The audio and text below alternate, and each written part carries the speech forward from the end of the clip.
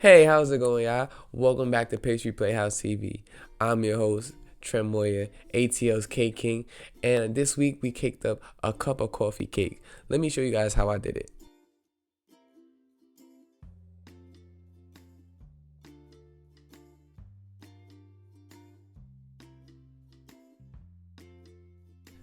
Okay, so how I started this cake, I actually began with three 3-inch round slices of cake, and I filled each layer up with ganache, and I just stacked them all on top of one another. So once all the layers were filled, I went ahead and covered the entirety of the cake with some more white chocolate ganache. Funny thing is, like, as I was stacking up, I kind of had no idea how I was going to do it, but I'm really happy on how it came out.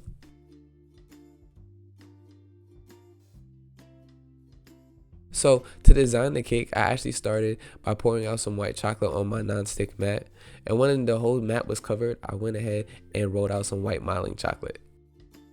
So as I was rolling out my white modeling chocolate, the key is to make sure the chocolate gets pretty thin, but not like too thin. Like, you don't want it paper thin because it doesn't give the realistic look of like a cup, because cups are kind of pretty thick. So kind of go back and forth between looking at a cup and looking at your white chocolate so you can kind of get the right thickness. So once you have the cake rolled out to the desired thickness, I went ahead and cut into a rectangle. From the rectangle, I went ahead and made sure that it was taller than the actual cake, about half an inch, and that half an inch is actually going to be the cake's lip. So now it's time for me to go ahead and make the handle.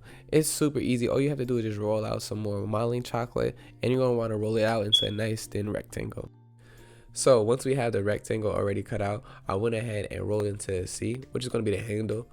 And then I smoothed out the edges because cups don't really have sharp edges. So I took my thumb and I just smoothed out the entire side.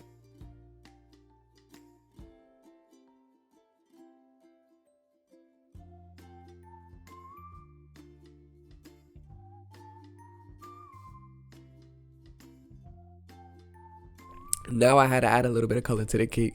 So modeling chocolate, it's like a yellow white, but I needed it bright white. So I just added some white food coloring to it.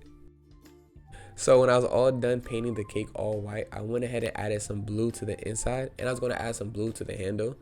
And the cup that I use as inspiration for this cake is actually a similar cup, and the link to that is right here. It's right on my site. You can go ahead and get your own at pastry-playhouse.com.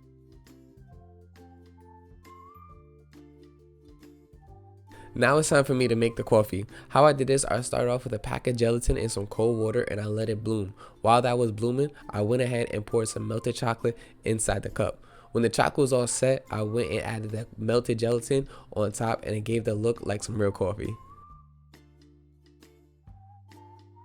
When I finished making the coffee cup, I added my own little spin to it. I decided to add the word Cake King because that's who I am. But at this point, you could go ahead and add whatever you like.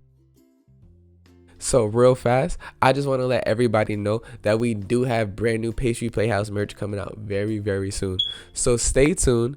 I'm going to let all y'all know it should be dropping in the next 2 weeks. So follow me on my Instagrams, pastry_playhouse, and Facebook, pastry_playhouse, to stay in tune so you don't miss out on this limited drop.